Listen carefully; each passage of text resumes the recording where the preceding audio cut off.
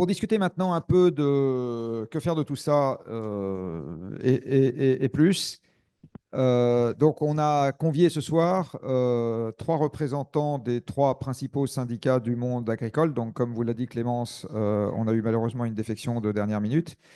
Les deux personnes sont en partant de tout à fait à ma droite. Olivier Daugé, si l'équipe du chiffre n'a pas compris de travers. Vous êtes à la FNSEA où vous êtes le référent climat, énergie, carbone. Vous êtes également agriculteur. Peut-être que vous commencerez par nous dire ce que vous cultivez. Et Laurence Marandola, vous êtes porte-parole de la Confédération paysanne, également agricultrice. Et on, je commencerai également par vous demander ce que vous cultivez. Voilà. Je vais peut-être commencer par vous, puisque vous êtes au centre. Euh, donc, une première question. Votre ferme, qu'est-ce qu'elle fait? Ok, merci. Bonsoir à toutes et à tous. Moi, je suis paysanne en haute montagne en Ariège, dans les Pyrénées, sur une ferme, on va dire, de polyculture élevage. J'élève des lamas, je fais des pommes, Des lamas? des lamas, des pommes et des plantes médicinales. D'accord. Et les lamas, on les valorise laine et viande ou juste... Laine, j'ai un troupeau en reproduction, je vends des animaux jeunes pour la laine, pour le débroussaillage, pour du portage. D'accord. Ah, c'est marrant. Alors, une première question, en fait, est tout simplement une question de réaction. Dans ce qui a été présenté, est-ce qu'il y a des choses qui sont, j'ai envie de dire, habituelles pour vous, c'est-à-dire que c'est la 30e fois que vous les entendez? Est-ce qu'il y a des choses qui sont un peu nouvelles? Enfin, comment est-ce que vous pouvez avoir une réaction un peu générale à ce que vous avez entendu? Alors, sur la partie constat, il n'y a pas de surprise. Hmm. Alors, j'entends bien le parti pris, la commande de l'étude. Cependant, je pense qu'il y a des clauses d'analyse et de compréhension de pourquoi on en est là aujourd'hui qui n'ont pas été abordées là. Je comprends qu'on ne peut pas tout faire. En particulier, il y a deux choses assez invisibilisées, qui est la prégnance, l'importance des politiques macroéconomiques qui s'appliquent à l'économie en général et à l'agriculture en particulier. Alors, tu l'évoquais juste à la fin brièvement, mais c'est absolument essentiel en fait. Le prix de nos produits, la rémunération de notre travail explique assez directement une partie des constats qu'on voit là. L'autre chose, ça a été évoqué comme quelque chose de factuel et comme une fatalité. Et pour nous, ce n'est pas le cas, c'est l'évolution du nombre d'agriculteurs que tu as très bien dit, qui est très réel et qui pourrait sans changement se poursuivre, cette élimination assez radicale de ce secteur socio-professionnel, puisque on se dit que s'il ne se passe rien, ça ne sera même pas à niveau constant, mais ça risque encore de s'écrouler. Et c'est un élément central, bon, ça a été redit en conclusion, dans le constat et dans les choses qui doivent, à nos yeux, absolument être changées. Aucun de ces leviers, même si on prend que ceux-là, ne pourrait être activé sans un nombre plus conséquent d'agriculteurs. Voilà, c'est plutôt des invisibilités. Après, sur les leviers, je pense qu'on en discutera plus tard. Mais le constat, on le connaît. Il est, voilà, là, c'est vraiment sur un prisme climat. J'entends, il y a d'autres, on aurait pu le regarder avec d'autres regards, mais c'est pas une surprise. Et il est assez euh, assez terrifiant quelque part pour nous aussi, responsables syndicaux qui nous soucions de la défense des paysannes et des paysans et qui avons pleinement conscience évidemment d'abord de subir les effets du dérèglement climatique, l'ensemble des effets qui ont été marqués là, mais qu'on est aussi porteur des solutions. Ça a été un peu dit et voilà, on est en très grande difficulté aujourd'hui sur beaucoup de fermes au niveau économique. On est en très grande difficulté face au changement climatique. On sait qu'on doit changer nos pratiques et en très grande difficulté parce qu'on n'a pas toujours les moyens de le faire. Effectivement, on n'a pas des signaux clairs. Il y a des injonctions contradictoires très fortes. Et la principale, j'en arrêterai là pour nous à la Confédération paysanne, d'injonctions contradictoires, c'est le fait qu'on a très envie de mettre en place des pratiques différentes. Pour certains, on l'a déjà fait et on n'est pas rémunéré pour ça clairement, pour des gens dans des pratiques vertueuses. Et l'injonction contradictoire, c'est ça. Il y a très peu de rémunération, des politiques économiques qui sont complètement contraires à pouvoir On freiner ce qu'on voit là. on va y revenir. Pour nous, c'est l'injonction contradictoire principale. D'accord. Olivier Daugé, même question. Donc, que fait votre ferme? Et ensuite, Euh, que comment fait est-ce que, ma comment est-ce que ferme? vous avez pris ce que vous avez entendu ce Oui, soir? oui, oui. Je suis agriculteur dans le département de l'Aisne, sur une exploitation de culture en terre de craie limite Champagne. Et je fais des légumineuses. J'ai 25% de légumineuses sur l'exploitation. Je fais des betteraves, je fais du colza et je fais des céréales. Voilà. D'accord. Sur une exploitation de 200 hectares en terre de craie. D'accord. Alors, non, je voudrais vous remercier et vous féliciter pour la qualité du travail. Ça fait 10 ans, quoi. Depuis les accords de Paris, je m'occupe du sujet pour la profession. Alors, des COP jusqu'au terrain, j'ai été président de chambre, donc j'ai aussi fait du développement avec des agriculteurs. J'en ai lu des études. On en a même fait une à la FNSA, je vous le donnerai. C'est la représentation Ah bon, j'ai cru que vous il y a aviez. 4 ans qui était le même sujet. J'ai cru que cet épais bouquin était l'inventaire des études. Non, c'est pas Non, ça. non, non, Ah bon. non, non, non, non, non, mais j'en ai entendu avec beaucoup d'incantations, avec beaucoup d'injonctions contradictoires aussi. Mais ce qui est intéressant, c'est qu'en fait, et même dans tout ce qui est planification écologique, stratégie bas carbone, feuille de route décarbonation, les leviers sont les mêmes. Donc ça, c'est déjà un élément de départ qui est important. C'est-à-dire qu'il n'y a pas de contradiction par rapport aux leviers d'amélioration ou de transition de l'agriculture pour répondre aux enjeux. Par contre, on a toujours ce blocage d'injonction contradictoire. On a toujours ce blocage de ne pas arriver à mettre dans la chaîne de valeur, c'est-à-dire à mettre jusqu'au bout cette nécessité de transition. Et ce blocage, les plans protéines au niveau européen, ça date d'il y a 50 ans. Moi, je me suis installé en 92. Il y avait déjà des plans protéines dans les années 80. Bon, il y a aussi un côté géopolitique où les Américains veulent garder les protéines. Bon, je ne rentre pas dans le détail, mais il n'empêche que, voilà, on n'arrive pas à débloquer les choses, on n'arrive pas à être payé. Et ce qui se passe aujourd'hui dans la rue, le Mercosur, c'est juste la petite goutte d'eau, je dirais, de contradiction, d'injonction contradictoire. On dit faites comme ça et finalement on va ouvrir les frontières. C'est une certaine quantité de volume, mais c'est pas ça qui va mettre par terre l'agriculture française. C'est ça, plus ça, qui fait que l'agriculteur, quel que soit son système, quel que soit son mode de production aujourd'hui, est confronté à un marché libéral, très libéral en termes alimentaires, même en production biologique ou en autre, et du coup se met avec des charges et n'arrive pas à gagner de l'argent. Et un métier où vous ne gagnez pas de l'argent, je sais que vous l'avez déjà dit sur l'agriculture, un métier où on ne gagne pas de l'argent, c'est quand même très compliqué de faire la transition. Donc on est vraiment sur ce déblocage. Et c'est pour ça que je parle bien de la chaîne de valeur. Vous allez bientôt avoir le rapport sur l'aval. Je pense que c'est très, très important de faire le lien entre les deux. Parce que ce n'est pas l'argent public, malheureusement, et surtout en ce moment, qui va faire. L'argent public, il est là pour être le détonateur, mais il n'est pas là pour faire vivre une filière, et notamment pour la massifier. Voilà. Est-ce que vous avez l'impression que vous avez, de point de vue des injonctions contradictoires, un traitement particulier par rapport à d'autres secteurs qui probablement le vivent aussi? Puisque si on regarde les choses d'un peu haut, en fait, aujourd'hui, l'Europe avance sur deux jambes qui se marchent un peu sur les pieds, qui est d'un côté une jambe environnementale avec un certain nombre d'envies qu'on peut considérer comme légitimes, et de l'autre une chambre économique qui reste axée sur une très grande libéralisation, une très grande ouverture des marchés, etc. Et moi, j'ai l'impression, comme Quidam, que l'agriculture n'est pas le seul secteur qui est soumis à ces injonctions contradictoires. Est-ce que vous, vu de l'intérieur, vous avez l'impression que c'est particulièrement exacerbé chez vous, ou vous vous dites, bah, en fait, on est malheureusement dans un lot commun, il y a d'autres filières qui ont droit aussi, et le problème est un peu plus général au fait que l'Europe a du mal à résoudre cette contradiction entre ouverture des marchés et protection de l'environnement. Trois, non, Allez, je sais pas. non, non, Trois non, points, on a du temps, trois hein, points donc, très rapides. Oui, schizophrène, oui. On ne peut pas produire en Europe ce qu'on mange en Europe. Il suffit de prendre le soja. Le soja est autorisé à l'importation sur certains soja OGM qu'on appelle. Alors, je suis personnellement pas pro-OGM, donc c'est pas la question de l'OGM. Mais on peut pas. Donc, et on continue. Et dans l'accord du Mercosur, il y a un certain nombre de productions de maïs, de sucre qui sont produits. Du sucre qui est produit avec les néonicotinoïdes dont on a beaucoup parlé en France.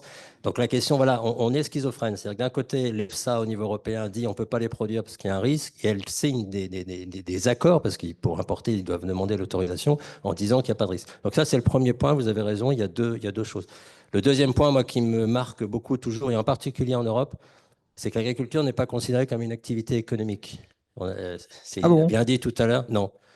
Quand je discute dans tout ce qui est planification écologique, voilà, on n'est pas dans les groupes économiques, d'entreprise.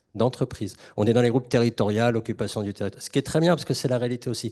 Mais il n'empêche qu'on est des entrepreneurs et qu'on a les contraintes des entrepreneurs. Et au niveau européen, c'est pareil. Et le troisième, c'est que là, l'Europe est, bah, pour moi, particulièrement enfant de cœur dans la crise actuelle, notamment en matière géopolitique. L'alimentation aujourd'hui est devenue un sujet géopolitique majeur, aussi bien pour les Russes que pour les Américains, que pour les Chinois, que pour les Brésiliens.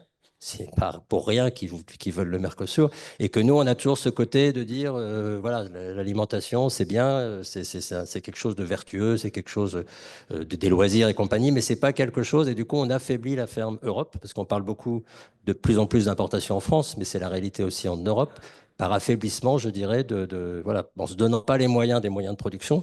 Vous avez parlé des engrais tout à l'heure, mais l'enjeu des engrais décarbonés, il est gigantesque dans les 20 années qui viennent. Il y a des usines qui se construisent à tire-larigot aux États-Unis, en Russie, au Brésil, ailleurs. Pour l'instant, l'Europe regarde. Si on n'a pas d'engrais décarbonés à des prix compétitifs dans 25 ans, on aura beaucoup de mal. Voilà, je ne vais pas plus loin. Je laisse la parole à ma... Oui, mais j'aurais une question de rebond là-dessus. Mais... Oui, sur ces questions pardon, d'injonction contradictoire, c'est bien l'ultralibéralisation, on parlait longuement de ces accords de libre-échange, qui, in fine, en cherchant à mettre, à chercher les avantages comparatifs, strictement de baser sur les avantages comparatifs, ça nous induit, ça a deux conséquences. Vous voulez dire au niveau prix? Oui, c'est-à-dire qu'on finit par produire, par mettre en production, par produire seulement sur les filières où on a sur un territoire donné des avantages comparatifs. D'accord. Et on abandonne les autres filières. C'est exactement le cas, ça n'a pas été évoqué ici, mais c'est pour ça que l'élevage est en grande difficulté. C'est pour ça qu'on importe massivement et de plus en plus des fruits et légumes en France, en Europe, mais surtout en France. Là, du coup, c'est une question un peu intra-européenne. Ça veut dire ça. Et l'injonction contradictoire, c'est de laisser cette ultralibéralisation des marchés et à l'échelle internationale. C'est la même chose. Ça affaiblit profondément notre capacité et la diversité de nos productions puisqu'on ne répond plus qu'à des avantages comparatifs. En gros, en France, beaucoup sur certaines cultures et les vins et spiritueux. Mais là, l'enjeu d'alimentation et de diversification, et je vais revenir sur des leviers techniques, du coup, on l'abandonne. Et c'est ces mêmes mécanismes qui font qu'on tire les questions environnementales et sociales aussi, de rémunération, de droit du travail des travailleurs, des travailleuses en agriculture et dans toute la chaîne, on les tire vers le bas. C'est ça pour nous l'injonction contradictoire principale. Et pour autant, alors on va appeler ça, si on peut, des règles environnementales, mais produire, je vais le dire autrement, produire et pouvoir continuer à produire demain avec des sols qui fonctionnent, avec un cycle du carbone qui fonctionne, avec de la matière organique dans nos sols, avec une qualité de l'eau correcte, c'est pour des agriculteurs, pour beaucoup d'entre nous, c'est pas vu comme une contrainte. On sait très bien qu'on a besoin de prendre soin de ces cycles-là pour continuer à produire demain. Il faut cesser d'opposer ou d'instrumentaliser cette chose entre environnement et économie, sinon on va droit dans le mur. Une réaction rapide des deux, là. Quand on voit le chiffre dans la grande consultation de 7% des agriculteurs qui disent, quelles que soient les contreparties, moi, la transition ne m'intéresse pas. Si vous aviez eu à deviner un chiffre, vous auriez aussi dit 7%, vous auriez dit 5, 8, enfin quelque chose de proche, ou ça ne vous a pas surpris? Ah, du tout. D'accord. Du tout. Pas surpris. Le seul blocage, c'est le risque et l'économie. C'est tout. L'agriculteur, depuis 20, 25 ans, 30 ans, il y a un vrai changement sur le terrain. D'accord. Alors, soit sur du bio, soit du système de conservation, soit le sol revient au cœur. Le problème, c'est qu'on prend des risques. Et le problème, c'est que le coût de l'économie décarbonée, je ne vais pas vous prendre ça à vous, est plus coûteux que le coût de l'économie carbonée. Le problème, c'est qu'on n'arrive pas à le mettre dans les tuyaux et que du coup, on met en difficulté l'agriculteur et du coup, il a besoin de ce prix pour investir et lui garantir un revenu derrière. C'est une crise de revenu aujourd'hui, ce n'est pas une crise de transition. Si vous permettez, le prix d'un produit issu d'un système décarboné qui serait plus élevé que celui d'un système carboné, ça dépend si on regarde bien tous les coûts. Et il y a des coûts cachés colossaux en agriculture. Il y a des études qui viennent de sortir sur les coûts, l'injuste prix de notre alimentation. Je cherchais le nom du rapport, là justement. Vous avez dû voir exactement. Du coup, ça a des coûts cachés en santé, ça a des coûts cachés colossaux. Je reviens sur la question de la qualité de l'eau potable. C'est au bas mot, j'ai peur de vous dire une bêtise, 700 millions d'euros, les estimations les plus basses, le coût de la dépollution de l'eau pour la potabiliser sur nos territoires. Et dans certains territoires, on n'arrive même plus à la rendre potable, des conséquences de l'agriculture, parce qu'il y a aussi d'autres types de pollution. Donc, si on met bout à bout l'ensemble de ces coûts, peut-être que l'équation s'équilibre ou se renverse. Alors moi, j'ai une question pas du tout agressive, parce qu'elle est vraiment candide, ma question. Mais non, mais vous allez voir. Euh, non, je me suis toujours posé la question qui est pourquoi est-ce que dans le discours médiatique ambiant, et alors je voudrais savoir si c'est parce qu'il n'est pas porté par le syndicalisme agricole ou si c'est parce que vous le portez et il n'est pas reçu comme tel, mais pourquoi est-ce que vous n'avez pas dans le monde agricole le discours qu'on entend dans tous les mondes industriels, qui est de dire, bah, nous on veut bien faire propre, ça coûte tant, payez-nous tant et on fera propre. Et ce n'est pas le discours que je retiens de ce qui se passe dans les médias, je retiens plutôt, ah ben faire propre va coûter plus cher, donc je ne veux pas. Et en fait, en plus, la réalité est plus compliquée que ça quand on demande aux intéressés. Comment est-ce que vous expliquez que ce ne soit pas ça le discours qu'on retienne quand on ouvre la radio, qui est, ben, nous on veut bien, ça va juste coûter tant, on est d'accord, voilà, on voudrait tant. Moi, j'ai deux éléments de réponse. Nous, c'est plutôt ce qu'on dit à la Confédération paysanne, qu'on veut absolument continuer à produire voilà, de l'élevage herbagé, autonome, mettre des légumineuses, planter des haies. J'ai l'impression qu'à longueur d'année et de journée, c'est ce qu'on dit. D'accord. Et qu'on réclame des politiques qui accompagnent dans ce sens-là. Peut-être Alors, qu'on est moins réclamer des écouté. Et l'autre chose, c'est qu'on touche à un sujet très sensible, qui est celui du coût de l'alimentation pour les consommateurs. Et je pense qu'il y a une volonté politique et probablement médiatique de ne pas faire peur. Parce qu'à un moment, probablement, il va falloir assumer que l'alimentation, elle n'est pas à son juste prix. Et pour autant, autant pour nous, il faut absolument pas, je l'ai dit, les agriculteurs sont des victimes, pas se culpabiliser voilà, d'un système, d'un engrenage, et, voilà. Et les consommateurs, ne pas les culpabiliser non plus. En plus, voilà, on sait la situation de précarité d'une grande partie de la société française, mais européenne et mondiale d'ailleurs. Mais du coup, l'affronter collectivement et politiquement, pas pointer des responsabilités individuelles. Mais je pense que ce ressort aussi est très sensible.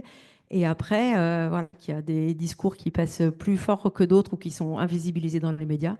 Je pense que je vous apprends rien. D'accord, mais vous avez déjà proposé une quantification en disant si on fait bien, ça coûte 10 milliards par an, 15, 20, 35, ou vous n'êtes pas allé jusque-là? Pas complètement D'accord. jusque-là. C'est quand même le job des politiques et des Ah, je ne chercheurs suis de pas tout faire à ça fait en partie. d'accord, parce que vous voyez, la filière hydrogène vous dit c'est 7 milliards par an payés, la filière de la voiture électrique vous dit pour faire des gigafactories de batteries, on voudrait 3 milliards de subventions. Donc, en fait, ils quantifient. Et peut-être que c'est une des forces des secteurs qui arrivent à obtenir quelque chose, c'est tout simplement qu'ils mettent un chiffre sur la table. On sait le chiffre, on propose des chiffres en termes de rémunération de notre travail, de prix des produits. Oui, On sait le chiffrer en nombre d'agriculteurs nécessaires pour mener ces transitions et pour réaliser ce type d'agriculture. Ça, on sait le dire et on l'a déjà dit. d'accord. Non, mais tout à fait, on le sait, le prix de revient, on les connaît. Quel que soit le système de production, D'accord. quel que Mais, soit le système, on les connaît. Non, mais on les connaît ou on peut les bien connaître. sûr, ma question était encore une Non, fois mais pourquoi ne s'installe pas justement, dans le débat public ben, c'est parce que on sait que le prix de revient peut être un peu supérieur, encore une fois, et qu'aujourd'hui, le blocage, encore une fois, il est vraiment au niveau de la chaîne de valeur de filière. Quand Mhm. on dit ça aux filières, ils nous disent oui, mais le consommateur ne veut pas payer. En fait, c'est un jeu du chat qui, voilà, comme le consommateur ne veut pas payer, on ne peut pas se permettre d'acheter trop cher. Donc, comme on ne peut pas se permettre trop cher, et puis voilà, on sait quel est l'enjeu. C'est pas énorme hein, en termes de centimes à l'unité, quoi, ou à la tranche de jambon, ou à la baguette de pain.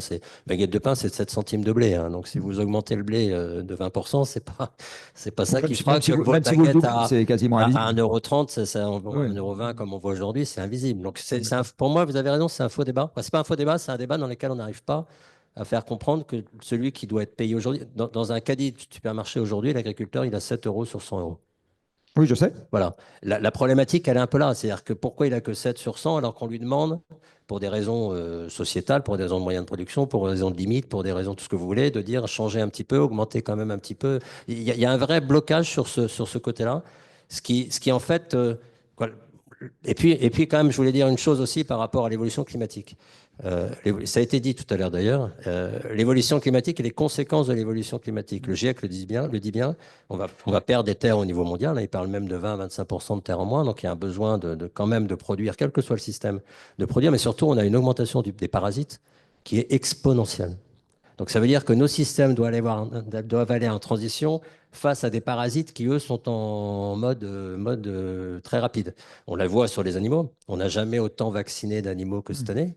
Alors c'est vrai que les vaccins posent moins de questions que les produits phyto, mais il n'empêche qu'on a demandé à ce qu'il y ait une baisse d'antibiotiques, de vaccins et compagnie au niveau de l'animal. Cette année, les chiffres sont... Oui, et heureusement qu'on a les vaccins, parce que sinon on n'aurait plus d'animaux, hein. Donc voilà, ce que je veux dire, c'est qu'il faut aussi s'adapter, avoir un certain pragmatisme. Les systèmes, ils évoluent, mais les pressions ne sont pas les mêmes d'une année sur l'autre. C'est des cycles longs. L'agriculteur met en place quelque chose qui fonctionne une année, qui ne marchera peut-être pas l'année d'après. Ils doivent se reposer des questions. Et quand vous gagnez une marge de 1%, voire négative, se reposer des questions tous les ans, ça pose vraiment problème. Oui, ça, je comprends. C'est ça voilà, c'est ça le blocage. On est la variable d'ajustement pour les filières, on est la variable d'ajustement à l'exportation, dans les accords internationaux. L'agriculture est variable d'ajustement d'autres accords. Et on est toujours, même dans les filières, la ressource première, c'est la variable d'ajustement, point final. D'accord. Et tant qu'on sera dans cet état d'esprit, on ne donnera pas les moyens aux agriculteurs, quel que soit leur système ou quel que soit là où on veut les emmener, de le faire. D'accord. Alors, en parlant de climat, enfin, une autre question. Alors, vous y avez quand même partiellement répondu, mais je la repose quand même. On n'a pas l'impression non plus que dans le débat public, le niveau de préoccupation qui est exprimé par les agriculteurs sur la question climatique, dont on a vu un chiffre là, en disant que c'était un sujet. Alors, moi, je trouve que la question qu'on a posée est intéressante parce que la question n'est pas est-ce que ça vous préoccupe en général, c'est est-ce que ça vous préoccupe pour votre exploitation. Bon. Et très honnêtement, moi, je ne m'attendais pas à un tel niveau de gens préoccupés. Je pensais qu'on allait voir évidemment des gens préoccupés de manière significative, pas un tel niveau. Comment vous expliquez que ça ne soit pas aujourd'hui, là aussi, quelque chose de très présent dans le débat médiatique? Est-ce qu'il y a une difficulté à faire passer des messages qui sont émis? Est-ce que vos adhérents sont préoccupés, mais en attendant, ils sont tellement préoccupés par les prix que finalement, ils ne vous demandent pas d'en parler? Enfin, comment ça peut s'expliquer? C'est une évidence pour un agriculteur qui est tous les jours en prise avec le vivant et le climat et tout, d'être extrêmement préoccupé. Enfin, on pourrait presque dire qu'on est des sentinelles du climat. On nous entend, on nous écoute pas beaucoup. Ce qui se passe, c'est que du coup, moi, je viens d'Ariège en montagne. Je suis quand même pas loin de zones très, très compliquées climatiquement. Je pense aux Pyrénées-Orientales et ces questions-là. Et où nos collègues, nos adhérents, depuis des années, nous alertent sur ces températures extrêmes, sur tous ces changements. Et en face, il y avait une espèce de presque de déni de la vitesse Quand vous dites en du changement face, climatique. En vous parlez de face, qui? je parle du gouvernement, des responsables, du syndicat majoritaire, qui avait tendance, ouais, clairement, à minimiser le truc. Heureusement Non, qu'on a mis mais 2 mètres. on va s'en sortir. La vigne, on va faire comme ci, comme ça, on va s'en sortir. Et du coup, de ramer un peu à contre-courant. Et en tout cas, très factuellement, dire qu'il y a eu un défaut d'anticipation, c'est même très, très, très en deçà de la réalité. De refuser de voir que ça nous arrivait si vite et de cette façon-là. Et du coup, on est aujourd'hui face à des systèmes qui sont au bout. Il y a quand même des secteurs, voilà, des collègues, enfin, même peu importe, enfin, voilà, des collègues en général agriculteurs, arbo, viti, qui n'ont plus aucune possibilité de faire comme ils savaient faire et qui n'ont pas eu d'accompagnement de choses. Aujourd'hui, on fait quoi dans ce système-là? Et se dire juste, on amène de l'eau, c'est pas une réponse satisfaisante. Enfin, ça va pas du tout être suffisant pour envisager quelle agriculture on fait dans ce territoire. Il y avait une carte tout à l'heure qui aurait pu montrer où est-ce qu'on peut plus faire de la vigne aujourd'hui, par exemple. On aurait pu le tourner à l'envers. Et c'est peut-être aussi parce que ça fait peur que personne n'a pris ce sujet fortement à bras le corps. D'accord. Alors, les 2 mètres de vide sanitaire étant respectés. Non, mais il faut que je vous le donne aussi, parce que ça fait un moment qu'on l'a pris. On dit toujours que l'agriculture est victime cause-solution par rapport au climat. pour ça que d'ailleurs dans le rapport à des endroits, les termes sont un peu durs par rapport à ça. Je pense qu'il faut parler plus d'opportunités que de termes un peu forts sur la chose. Il faut positiver aussi les termes. Victime, c'est une évidence et je rejoins ce qui vient d'être dit. Plus 4 degrés, c'est un changement structurel des cultures dans toutes les régions. Et ça, c'est pareil, c'est compliqué parce que ça veut dire que c'est un changement des filières, c'est un changement de restructurer, c'est un changement de recréer des filières. On ne fera plus certaines productions dans certaines régions à plus 4 degrés. Même moi, sur mon exploitation à plus 4 degrés, je serai plus agriculteur, mais mes successeurs ne feront sans doute pas les productions que je fais. Donc ça, c'est une réalité. Ensuite, vous dites, oui, alors c'est un peu inquiétant, mais c'est vrai que les sondages montrent que les climato-sceptiques ont tendance à réaugmenter en ce moment. C'est quoi, voilà. Souhaitons que ça ne remonte pas trop. Ça dépend ce qu'on appelle climato-sceptique. Voilà, mais les agriculteurs ne sont pas climato-sceptiques. Je peux vous le dire, parce que les accidents qu'ils subissent, que ce soit le gel, que ce soit les inondations, c'est plus que vital pour eux, surtout que notre système assurantiel aujourd'hui n'est pas adapté à la rapidité du changement climatique, à la brutalité. On a des systèmes, ce qu'on appelle de moyenne olympique, c'est-à-dire que vous assurez, vous faites les 5 dernières années de production et puis vous assurez jusqu'à moins 20% de ça, ou moins 25% de ça. Le problème, c'est que quand vous avez pris 3 années à moins 50% de production, votre moyenne olympique, elle est déjà trop basse par rapport au prix de revient. Donc finalement, il y a des agriculteurs qui ne s'assurent plus aujourd'hui parce qu'ils n'ont pas la solution par rapport à ça. Et c'est vrai que Mais la question, encore une fois, c'est une question d'argent. Quand vous avez cette crise, vous avez tendance à dire je vais essayer de redémarrer. Mais la crise, peut-être que c'est ce qui a été dit, et là je suis d'accord, peut-être qu'il faut que je me pose la question des cultures. On voit dans le sud d'ailleurs l'arrivée de nouvelles productions, type l'olive, type les amandes, ou d'autres choses. Voilà, je ne sais pas ce qui est adapté, c'est adapté à chaque région. Mais il n'empêche que ça, c'est une vraie condition de réussite. Mais les agriculteurs, c'est les moi, j'entends jamais un agriculteur sur le terrain me dire Olivier, c'est des balivernes ce que tu racontes. Aujourd'hui, oui, par rapport aux revenus, ils disent le plus urgent, c'est de nous donner du revenu, ensuite on changera. Mais non, il y a un vrai besoin de faire comprendre, et encore une fois aux filières, faire comprendre aux filières qu'il faut se projeter dans 20 ans en disant dans 20 ans, on va faire des projets de développement peut-être dans d'autres régions, des autres vont monter pour structurer ce genre de choses. Parce que si les filières ne le font pas, l'agriculteur, s'il n'a pas la filière qui se crée derrière, ne pourra pas faire la transition. Sur cette question-là de la résilience et de l'adaptation, est-ce que vous estimez aujourd'hui que vous êtes là où vous devez être dans la discussion avec les pouvoirs publics sur le plan national d'adaptation au changement climatique? C'est-à-dire, est-ce que vous pensez qu'il y a une attention suffisante qui est portée à la question agricole dans cette histoire? Quand on vous dit plus 4 degrés en France d'ici à 2100, est-ce que vous avez les cheveux qui se dressent sur la tête en se disant, mais nous, de toute façon, on sera tous morts, je ne vois pas à quoi on va nous demander de nous adapter, ou est-ce que non? Et est-ce que vous estimez que savoir comment dire, et en termes de besoins techniques, j'ai envie de dire, pour imaginer ce que ça peut vouloir dire et comment est-ce qu'on peut s'en sortir au mieux, est-ce que vous pensez aujourd'hui qu'il y a les ressources nécessaires au sein des filières? Et sinon, est-ce que vous avez une idée de l'aide externe qui serait nécessaire pour être capable de penser à ça? Alors, clairement, l'agriculture n'est pas assez associée et pas assez écoutée aussi, je pense. Et la diversité de l'agriculture française, je vais le dire comme ça. Que tous les agriculteurs et sur tous les territoires et dans tous les modèles ne sont largement pas assez écoutés sérieusement, hein. Pas des concertations vides de sens, ça on en a connu ces derniers temps. Ça, c'est une évidence. Et il y a aussi beaucoup de signaux contraires à ça. Je veux revenir sur, ça a été évoqué un petit peu sur la PAC actuelle. Il y a quand même des choses qui ne vont pas dans le sens de l'histoire. Quand on réduit les aides aux légumineuses, quand on accepte de réduire les règles pour garder des prairies permanents, ce genre de choses, ça va complètement à l'inverse de ça. Et ça s'est joué ces dernières années, ça s'est joué ces dernières semaines, certaines règles de celles-ci. Encore aujourd'hui. Pour vous, la PAC, elle intègre le changement climatique, les conséquences du changement climatique aujourd'hui? Non, absolument pas suffisamment. Mais clairement. Il y a un autre mécanisme très important que je veux citer des signaux contraires à ce qu'il faudrait faire, c'est la fiscalité agricole. Qui est, voilà, on l'a évoqué, la PAC, c'est 9,5 milliards par an en France. La fiscalité pour le secteur agricole, allez, peu ou prou, on va dire que c'est entre 6 et 7 milliards. C'est pas rien. Et certaines de ces mesures vont aussi à contresens de ce qu'on parle ici, parce qu'elles, par exemple, incitent fortement à la surmécanisation. On en a parlé là, de la question de la mécanisation, la consommation d'énergie fossile.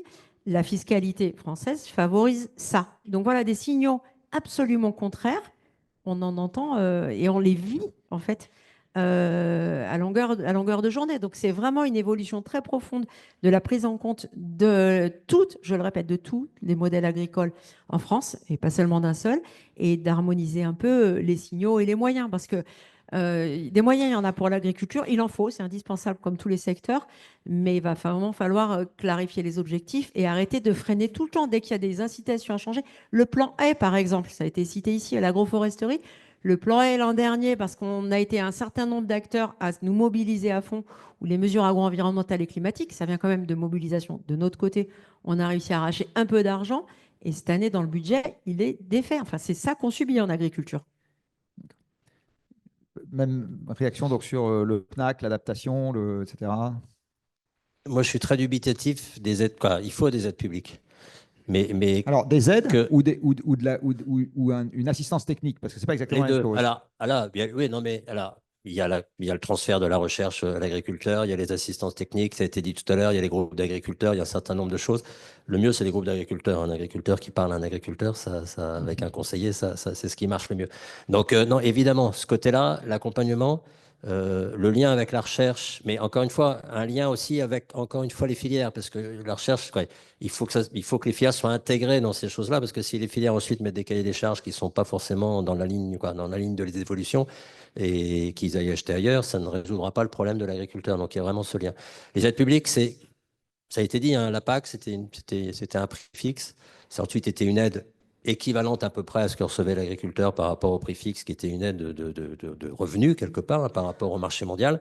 Ça a fondu progressivement dans pas mal de secteurs. Moi, j'ai perdu même 2 tiers de mes aides en 20 ans. Hein, et voilà. Ça reste un petit peu, mais c'est pas ça qui fera la filière. Et croire que c'est un peu le défaut que je ressens, et même dans le monde économique aujourd'hui, le monde économique attend beaucoup de l'aide publique pour réussir les filières. C'est fait pour démarrer la filière, pour structurer, pour aider à l'investissement départ. Si la filière n'arrive pas à se rémunérer et à rémunérer l'agriculteur, on n'arrivera pas à la massifier. C'est ça le véritable problème, c'est de massifier. Les niches, ça fonctionne en agriculture, il y a une grosse diversité. Je pense que l'agriculture sera encore plus diversifiée demain qu'aujourd'hui et qu'il y aura des opportunités de niche, de système ou de production. Mais pour arriver à créer un maximum et avoir un maximum d'agriculteurs, il faut arriver à massifier et à proposer plus de masse. Et là, encore une fois, on a besoin que ce soit dans la chaîne de valeur et pas que dans les aides publiques. On me dit de temps en temps, on va transformer les aides PAC, quoi. Déjà, mettre des conditions plus climatiques, ça oui, mais transformer les aides PAC en aides climat. Mais pour un agriculteur, par exemple, comme moi, si j'ai la même aide au bout de l'année avec un cahier des charges supplémentaire, je n'aurais pas eu une aide supplémentaire de l'État. J'aurais eu mes aides qui auraient été conditionnées à le fait que j'applique un certain nombre de choses. Donc, je ne pense pas que ce soit le rôle de l'État et de l'Europe, vu les conditions financières aujourd'hui, les sommes sont gigantesques. Encore une fois, c'est véritablement qu'il y a un retour de valeur ajoutée beaucoup plus important à l'agriculture, beaucoup plus important. Beaucoup plus légitime à l'agriculteur qu'il ne l'est aujourd'hui. Et on en est très, très, très, très loin. On est toujours voilà, la dernière roue du carrosse de tous ces choses-là. Mais vous avez une solution pour ça? Non, ben, on a une solution que l'État, que tout le monde nous aide. Je suis responsable. Non, mais pour dire, je m'occupe de la feuille de route de décarbonation des grandes cultures. Je le redis hein, pour histoire de. Non, mais quand vous avez raison. Quand les industriels français, les 50 plus gros sites émetteurs, on leur dit vous allez émettre moins, ils ont une solution qui consiste à aller taper à la porte du ministère de l'économie en disant on voudrait. Donc ils savent à qui ils ont un truc à demander, ils savent quel est le chèque qu'ils vont demander et ils savent ce qu'ils vont en faire en pratique concrètement. Et quand je dis vous avez une solution, c'est un peu ça ma question. Alors je dis pas qu'on va vous donner, c'est juste est-ce que vous avez déjà une idée de à qui vous voudriez demander de l'argent, combien et pourquoi faire? On reçoit déjà de l'argent. Non, mais il faut être honnête. Oui, non, mais vous comprenez ce que je veux dire. Mais 9 milliards. Non, mais pour aider à des investissements de transition, on etc. le fait. Alors, je peux revenir sur la planification écologique où ça fond au soleil à vitesse grand V, et je suis complètement d'accord avec ce qui vient d'être dit. Il n'y a pas l'argent. Il n'y a pas l'argent, encore une fois, parce que c'est difficile à voir. Et deux, je reviens sur ce que j'ai dit tout à l'heure, mais c'est en partie vrai. On n'est pas une activité économique. Et on sauve, alors j'ai rien contre, hein. On sauve l'automobile, on sauve l'aviation, on met en place l'hydrogène, on met tout ça, on met de l'argent parce que c'est l'avenir, c'est Mais l'investissement tout de le demain. monde fait pareil. Malheureusement, l'agriculture aujourd'hui n'est pas vue comme une activité start-up d'avenir et compagnie, alors que pourtant, C'est une activité qui bouge très vite, qui a besoin de bouger et compagnie, et voilà, et qui est aussi moderne. L'évolution depuis 20 ans, en termes de modernité de l'agriculture, elle est là. Donc, mais il y a ce déclic de ne pas arriver à dire, bon, ben, pour transformer l'agriculture, dans France 2030, le ministre de Normandie, il a réussi à récupérer 1 milliard ou 1,5 milliard sur les 130 milliards, alors que l'agriculture, c'est quand même un peu plus que ça. Et les enjeux de l'agriculture et les enjeux annexes à l'agriculture sont beaucoup plus importants. Mais vous avez raison, c'est un blocage. Et on compte aussi sur vous, justement, pour sortir de... Non, non, mais je Il faut que ce pense soit qu'on a moi qui aille besoin... récupérer Non, le mais chèque à votre place. c'est une mais alors, je reviens juste sur les feuilles de route de décarbonation, où ça va de l'amont à l'aval. Donc, il y a les industriels. Mais alors, eux se décarbonent, vous avez tout à fait raison. Et c'est presque plus facile que pour eux, parce que 2 tiers de leur carbone vient de chez nous. Mais surtout, ils ont un mal fou, encore une fois. Alors, c'est soit le consommateur qui ne veut pas payer, soit, ben, vous comprenez, nos process industriels ne nous permettent pas de. Je vous prends un seul exemple, l'exemple de l'azote. Si on fait évoluer les process industriels pour produire de la bière ou des pâtes en utilisant des productions qui ont moins de protéines, c'est des productions qui ont moins d'azote. Vous faites 1 point de moins en pâte ou 1 point de moins en blé tendre, tout ça. Mais après, il faut aussi habituer le consommateur parce que le produit, il aura peut-être un goût un petit peu différent. La baguette, elle sera peut-être un peu moins croustillante. Vous voyez ce que je veux dire? Par contre, si on arrive à gagner 1 ou 2 points de protéines, eh ben, on va mettre moins d'azote dans le truc. Si on à, arrive à manger des protéines un peu végétales, parce que c'est ça la problématique, 5 milliards d'euros, le chiffre d'affaires aujourd'hui des protéines végétales en France, c'est peanuts par rapport au marché alimentaire. On a du mal parce que voilà, les gens, il y a aussi le côté consommateur qui doit prendre en compte, c'est pas forcément évident, mais si on veut y arriver, il faut que chacun fasse sa part du chemin, quoi. Sur des solutions, du coup, une qui croise ce qu'on est en train de dire sur la fertilisation et sur l'élevage, parce que je voudrais parler d'élevage. C'est vraiment sur la question de mesures de protection contre cette concurrence hyper déloyale. Si on veut développer des légumineuses, alors je parle plutôt d'alimentation animale, mais pas que. En France et en Europe, il va falloir un peu fermer les vannes à l'importation de soja OGM en plus, qui arrive quand même du Mercosur déjà, sans même parler de l'accord que j'espère qu'il ne sera jamais signé. On importe déjà du soja à taux de douane zéro depuis toujours des pays du Mercosur. Et c'est pour ça qu'on ne va pas planter des lentilles, ou très peu, ou développer d'autres systèmes de légumineuses pour l'alimentation de nos animaux. En fait, les solutions, elles sont beaucoup sur des mesures de protection de nos filières et d'arrêter cette concurrence terrible qui tire, je le disais, tous les systèmes à l'inverse de ce qu'on attend là, sans même parler, enfin, d'objectifs climat et de décarbonation, continuer à faire circuler des marchandises dans tous les sens. Là, enfin bon, c'est ce qu'on appelle et la déforestation importée et d'importer aussi, on ne quantifie pas beaucoup, enfin vous l'avez fait là, et ça heureusement d'ailleurs, de quantifier ce que ça supposait d'importer du soja. Moi, je voudrais revenir sur un...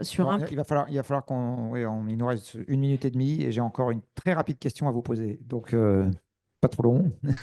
Sur le levier de l'élevage, quand même, il faut se dire que ce qui est dit ici très crûment, vous faites poser, et tout le monde en fait. Je ne sais pas si c'est par une forme je vais lire comme ça, de tendance forte, de manger moins de viande, de tendance forte. Quand nous, on entend, nous, éleveurs, que pour sauver le climat, il faut arrêter de manger de la viande, c'est quand même un raccourci inacceptable et faux. Parce que l'élevage, en changeant Enfin, on a en France encore un modèle d'élevage de ruminants à l'herbe, herbagé, autonome, pastoral. Moi, je travaille aussi sur des estives. Enfin, voilà. On a encore des gens qui font de la polyculture élevage, qui est un système agronomique sur les cycles, sur la biomasse, sur la captation du CO2, qui est exemplaire, en fait. Et c'est ces systèmes-là,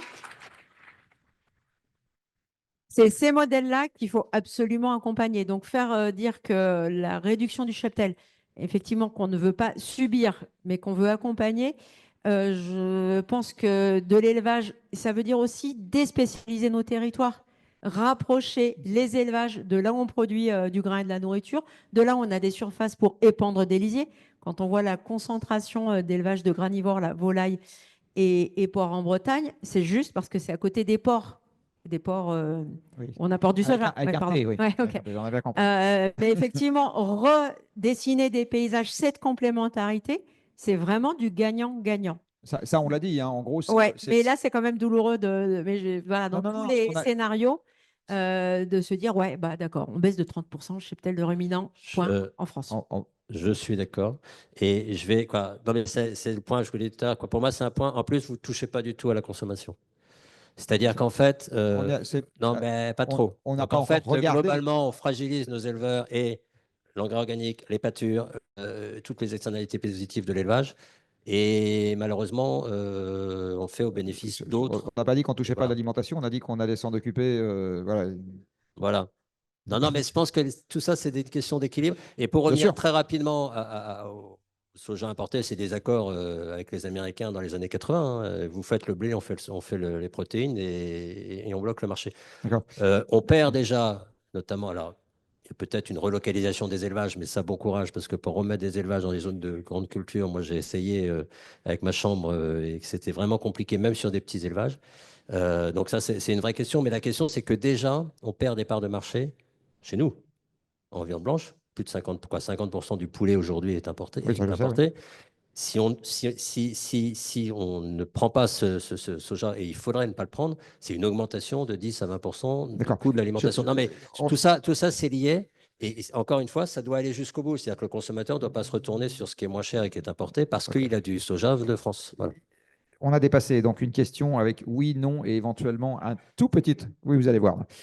Dans la première mesure économique qui vient, enfin la mesure qui vient en tête dans la grande consultation là, auprès des agriculteurs, quand on leur demande quel est le premier truc économique, ils sont massivement pour restreindre la libre concurrence internationale.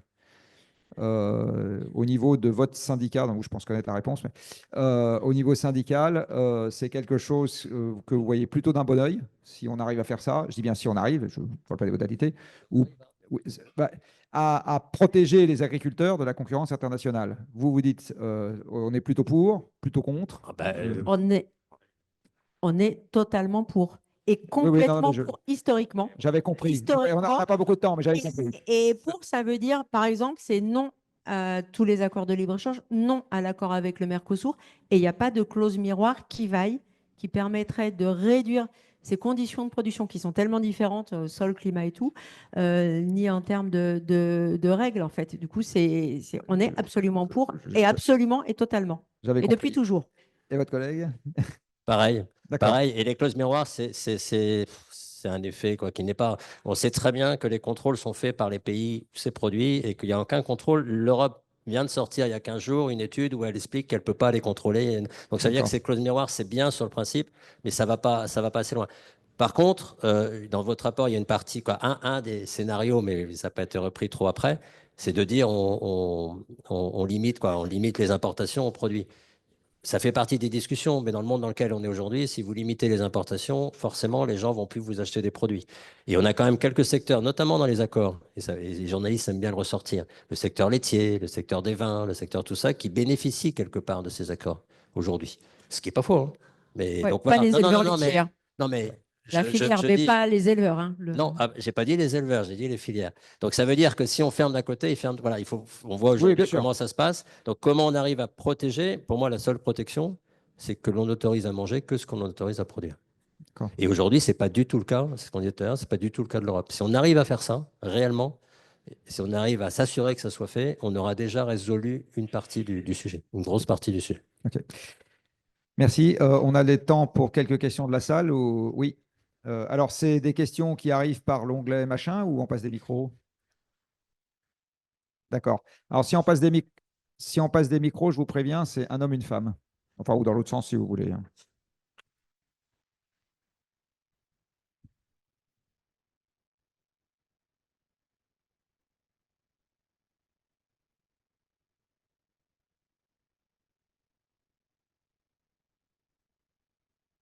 Alors, petite précision, les questions sont à la fois pour l'équipe projet et pour les personnes à la table ronde. Ce n'est pas, voilà, c'est pour les deux. Alors, moi j'ai des hommes. Voilà. Et puis des femmes. On commence par une femme. Bonjour, merci beaucoup parce que c'était vraiment très intéressant. Donc pour faire très rapidement, moi j'ai un profil particulier, je travaille à la Chambre nationale d'agriculture sur le plan éco-phyto et sur le réseau défi. Et je suis par ailleurs très engagée parce que je suis référente de la Révolution écologique pour le vivant, donc parti antispéciste et d'écologie radicale. Donc je pense qu'en fait enfin, c'est assez marrant d'ailleurs de voir que finalement vous êtes d'accord sur beaucoup de choses et sur nous aussi on est d'accord sur beaucoup de choses. Et j'aimerais juste revenir par rapport à l'élevage et à la réduction des cheptels, je pense qu'on est d'accord pour dire que ce qu'on veut réduire, c'est l'élevage intensif. Ce qu'on veut réduire, c'est cet élevage-là qui est à l'origine de la déforestation délocalisée, parce que le soja, il vient nourrir ces élevages-là. Et quand on dit réduire le cheptel, c'est réduire ces 80% d'animaux qui sont enfermés et qui sont nourris avec du soja OGM qui entraîne la dépollution. Je pense que déjà, si on arrive à atteindre ça, l'élevage vertueux de prairies permanentes avec des animaux, on pourra créer un nouveau débat. Mais oui, il faut réduire le cheptel de ces animaux-là. Et c'est même pas pour parler du bien-être animal, parce que il n'y a même pas de bien-être animal à ce stade-là, vu que c'est une torture de leur naissance à leur abattage. La règle est C'est une un autre débat. question. Mais du coup, la question, c'est de dire quand même, Alors, on est d'accord de réduire la consommation de viande, c'est essentiel pour vous et pour nous. Et donc la question, c'est pas forcément une question, c'est la juste une remarque. règle ici, c'est que les gens posent des questions. Je vous encourage à débattre pendant le cocktail. Vous aurez tout le Ok, loisir ça de marche. discuter. Merci. Mais en tout Et cas, s'il merci, vous c'était plaît, très intéressant. la règle est une question courte. Désolée. Merci.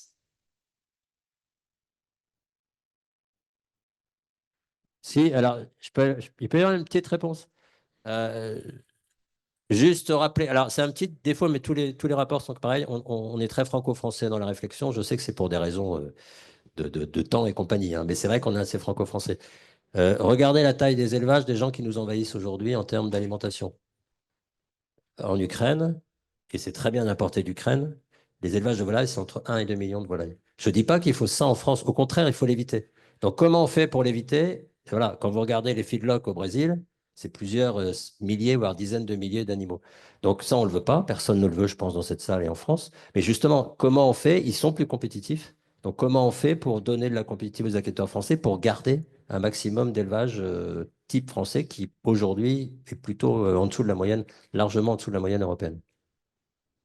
Il faut garder ces cheptels, mais les mettre dans des meilleures conditions et plus dispersés sur le territoire, à une autre échelle. Très court. Allô, pardon. Bonjour, je voudrais revenir sur un point sur lequel vous avez pas mal tourné, Monsieur Jancovici, qui est la question de pourquoi les agriculteurs vont pas devant le ministère dire voilà, ça coûte tant la transition, il nous faudrait un chèque. Oui, pardon, je me présente, Édouard Lancrier, directeur stratégie carbone chez AgroSolutions, cabinet de conseil spécialisé dans la transition bas carbone agricole, entre autres. En fait, on a accompagné plus de 1500 diagnostics de transition bas carbone de ferme en grande culture en France. Un diagnostic de transition, en fait, on fait un bilan initial de la dynamique d'émissions de gaz à effet de serre et de stockage de carbone, et puis on fait plusieurs simulations de transition en estimant les coûts. En fait, ce qui est intéressant, et pour répondre à votre question, c'est qu'on se rend compte. Oui, donc justement. Ah, pardon. Euh, alors, je vais la formuler en question. C'est qu'en fait, il y a plein de chemins de transition possibles à l'échelle d'une ferme. Il faut rentrer dans la microéconomie et vous avez des effets de seuil. Vous pouvez faire une transition avec quelques leviers à minima qui vont faire du moins 5%. Si vous voulez aller très très loin, vous mobilisez ce que vous avez dit, à savoir une transition systémique qui implique les filières. Donc ma question, comment vous pensez qu'on peut accompagner le secteur agricole à chiffrer précisément le coût pour la partie amont agricole, sachant qu'il est dépendant d'une transition systémique que vous avez très bien exposé tout à l'heure. Voilà, je vous remercie.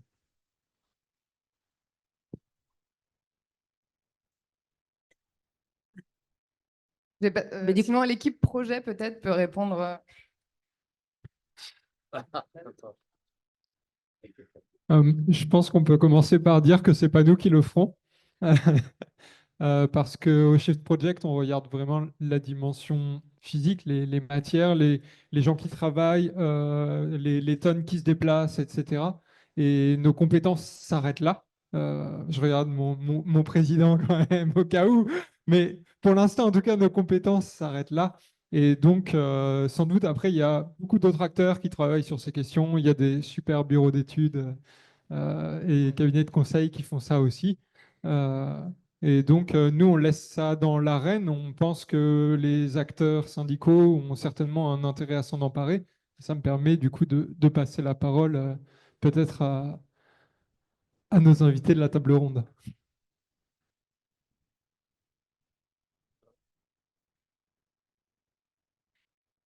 Non, mais c'est toute la. Quoi, si, parce que Grosse Solution, on travaille ensemble sur les feuilles de route, avec Carbone 4 d'ailleurs, qui travaille aussi sur les feuilles voilà. Non, c'est vrai que c'est un sujet. On arrive quand même à évaluer un peu, mais c'est vrai que c'est un vrai sujet d'approfondissement, de pouvoir évaluer justement le coût réel pour l'agriculteur, pour justement derrière arriver à le mettre dans la chaîne de valeur. Mais et le problème, c'est que c'est très différent d'un agriculteur à l'autre, c'est très différent d'une région à l'autre, c'est très différent d'un système à l'autre. Donc voilà, c'est un travail de fond qui est nécessaire aussi pour rassurer l'agriculteur par rapport à sa transition et au vrai coût de sa transition, au vrai risque de sa transition. Ça passe forcément enfin, par des diagnostics quasiment individuels qui, pour nous, doivent être plus larges que juste un diagnostic carbone, prendre en compte plusieurs composantes. Et pour nous aussi, ce qui nous semble extrêmement important, c'est que ça ne soit pas une porte ouverte vers des mécanismes de financiarisation et de compensation carbone. Alors là, on pourrait partir pour longtemps, on peut faire une autre soirée là-dessus. Voilà, parce que là, ça change complètement l'optique du truc. Et là, on ne parle plus de transition systémique, mais vraiment de mécanismes financiers. Et ça nous semble être pas la bonne voie. Je ne ferai pas plus long là, mais Le carbone est je suis d'accord aussi, ça, voilà. Le carbone est la conséquence, ou réciproque. Le carbone est la conséquence du changement du système. Et en général, le changement du système, tel que ceux qu'on veut par rapport à la résilience, sont souvent meilleurs en carbone. Mais de partir sur le carbone en premier et que croire qu'on va sauver l'agriculture par le carbone, c'est complètement. C'est vraiment pas le bon chemin, quoi. Bonsoir, bonsoir. Je suis Anne et je suis actuellement étudiante en Master 2 de prospective au CNAM. Et j'étais curieuse par rapport à l'échantillon, les répondants à l'enquête. Je serais curieuse de savoir si vous avez regardé un petit peu les caractéristiques des personnes qui répondent. J'imagine que oui, en termes de taille d'exploitation, de type d'exploitation, d'âge. Je serais intéressée de savoir un petit peu plus sur ça, si vous pouviez nous donner des... Et puis aussi les modalités, en fait, comment a été administré le questionnaire et tout ça, juste pour voir un peu plus de précision sur ça. Merci, c'est moi qui vais répondre, surtout pour vous faire une fausse réponse, puisque comme on a l'objectif de cet événement, c'est pas de trop rentrer dans le détail de cette consultation qui intéresse beaucoup, mais qui n'est pas encore publiée et qui fera l'objet d'un webinaire dédié le 12 décembre. Donc vraiment, on ne veut pas passer du temps là-dessus aujourd'hui. Globalement, on a un biais qui est forcément lié au réseau du Shift, avec une surreprésentation ou surreprésentation de tel ou tel profil. On a cherché à avoir une méthode de redressement pour essayer de redresser un maximum des critères pour avoir le plus de représentativité possible. On n'est pas mécontent du résultat, même si évidemment il reste des biais. Mais du coup, je vous inviterai à en prendre connaissance le 12 décembre. Voilà.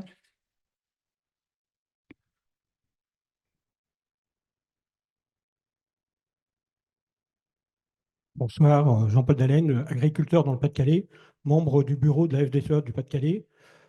J'ai une question par rapport à l'État et par rapport à l'ensemble des syndicats présents ici, et malheureusement il en manque un. Pourquoi en France on n'a pas mis un éco-régime, couverture longue durée des sols? Ça a été mis en place dans 7 pays européens, dont la Wallonie. Excusez-moi, la Belgique s'est divisée en 2 pays pour l'agriculture. Donc en Wallonie, ils ont mis cet éco-régime-là. Et aujourd'hui, il y a 500 000 hectares de souscrits par les agriculteurs belges de façon volontaire, parce que c'est une option, sur les 730 000 hectares de Wallonie.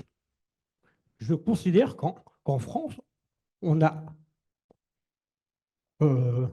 avait une opportunité par rapport au changement climatique pour être plus résilient qu'on laisse passer complètement. Et je suis réellement déçu de l'ensemble des syndicats à ce sujet-là. alors là, je peux répondre. C'est moi qui étais pour la Confédération paysanne aux négociations sur la PAC. Et la France a fait clairement, à nos yeux, le plus mauvais choix sur l'éco-régime.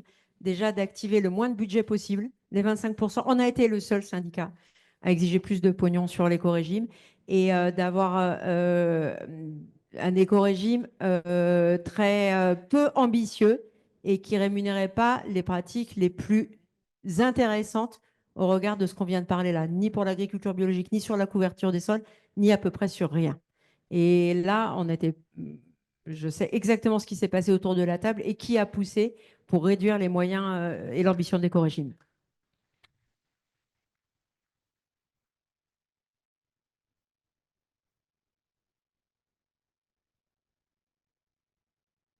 Normalement, c'est une femme.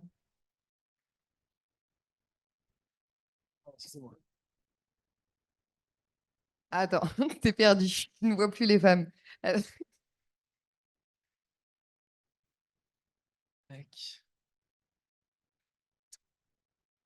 Alors, je vais faire une question, mais vraiment très très vite. Donc, Stéphanie, je suis juste là en tant que citoyenne. J'habite en Auvergne, en moyenne montagne, avec des agriculteurs de la coordination rurale, de la FNSEA et de la Confédération paysanne. Donc, j'ai tout autour de moi.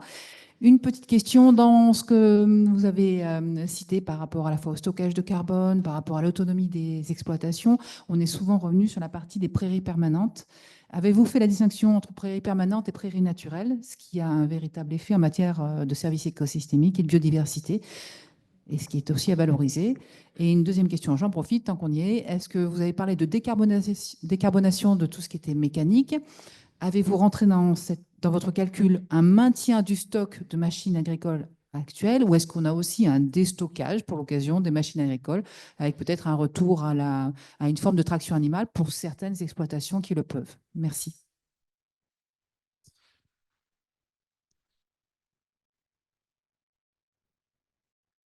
Sur la partie des prairies permanentes, en fait, nos travaux, ils ont été menés à échelle France à partir des statistiques disponibles. Et donc, cette distinction entre les prairies naturelles et les prairies permanentes, elle ne ressort pas dans ces stats-là.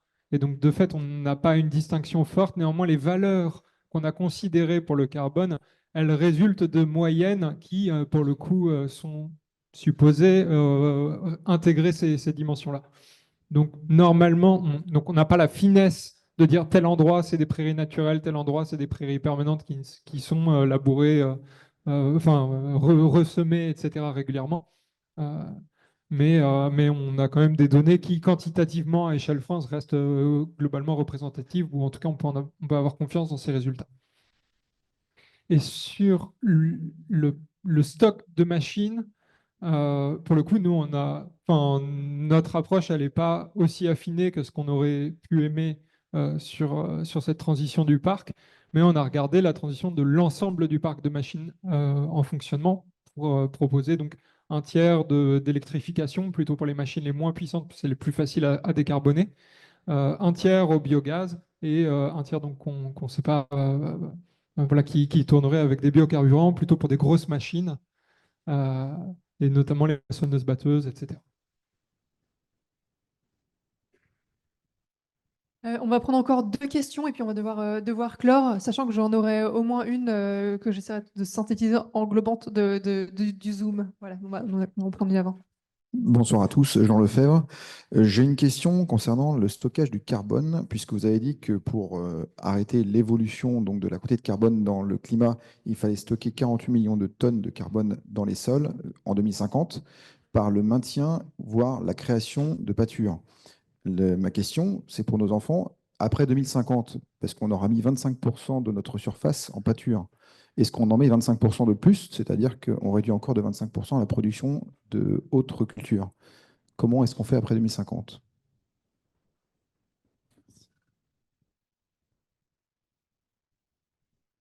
Merci pour la question. En fait, ce qu'on a utilisé dans le scénario, c'est de dire que les prairies permanentes, elles ont des stocks de carbone. Donc, elles ne sont pas forcément dans une dynamique de stockage additionnel si significative, mais par contre, il y a des stocks qui sont déjà présents et qu'il est crucial d'éviter de remettre dans l'atmosphère. Nous, ce qu'on mobilise, au-delà d'essayer de préserver ces stocks, c'est des pratiques de stockage additionnel. Donc ça passe par remuer moins le sol, donc couvrir le sol, réduire le travail du sol, et stocker aussi dans ce qu'on appelle la biomasse ligneuse, donc le compartiment aérien. Et ça passe vraiment par un développement qui doit être encore plus massif que ce qu'on envisageait ici, de l'agroforesterie et de la plantation de haies. Nous, aujourd'hui, on a considéré que 10%, je crois, des surfaces en grande culture passeraient en agroforesterie et 5% des surfaces en prairie seraient concernées par la plantation de haies. Dans les scénarios de prospective de 4 pour 1000, pour compenser les émissions résiduelles de l'agriculture, il faudrait monter ce pourcentage à environ 30% des surfaces en grande culture qui sera en agroforesterie pour envisager avoir un bilan finalement net à cet horizon 2050.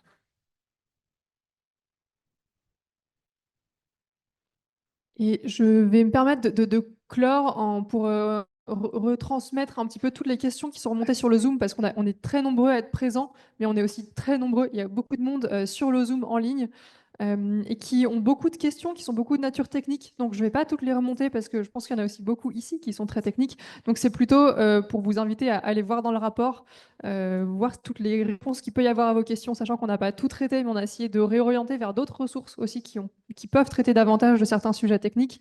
Mais il y en a quand même une que j'aimerais bien transmettre qui fait un petit peu écho à ces considérations, qui sont qu'on a parlé de beaucoup de pratiques décarbonantes qui transforment vraiment les systèmes agricoles.